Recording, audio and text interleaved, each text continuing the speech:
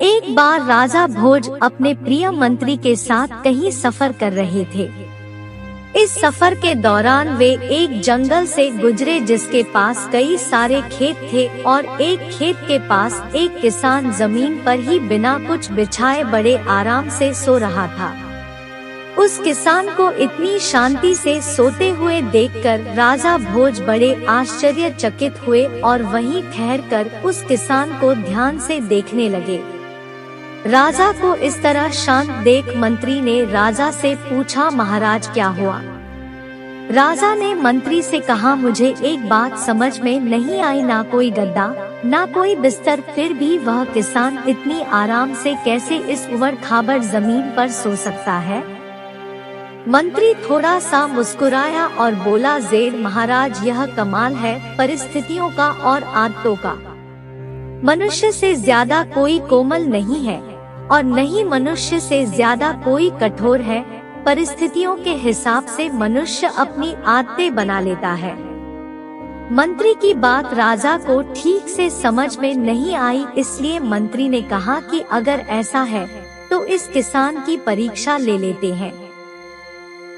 विचार विमर्श करने के बाद राजा और मंत्री उस किसान को राजमहल ले गए।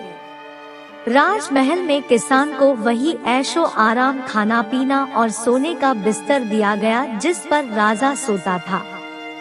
थोड़े ही दिनों में किसान की आदतें पूरी तरह बदल गई और वह उस राजसी ठाट बाट का आदी हो गया। आखिरकार उसके परीक्षा का दिन भी आ गया।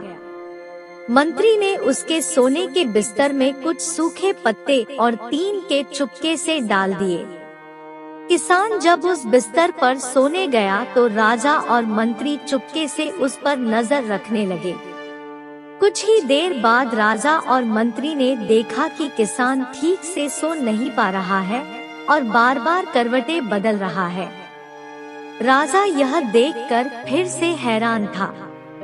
मंत्री ने राजा से कहा, देखिए महाराज, मैं यही आपको समझाना चाहता था कि जो किसान पहले मिट्टी कंकर पर बड़े आराम से सो जाया करता था, अब उसकी आदतें बदलने के बाद उसे सूखे पत्ते और तिनके भी सोने नहीं दे रहे हैं। कहानी की सीख। दोस्तों, यह कहानी हमें एक बहुमूल्य सीख देती है कि जीवन में चाहे जैसी परिस्थितियां आ जाए, हमें उनसे लड़ते रहना चाहिए, क्योंकि मनुष्य का स्वभाव ही ऐसा है कि वह हर परिस्थिति के अनुसार अपने आप को ढाल सकता है और बुरे से बुरा समय भी बड़े आसानी से निकल सकता है।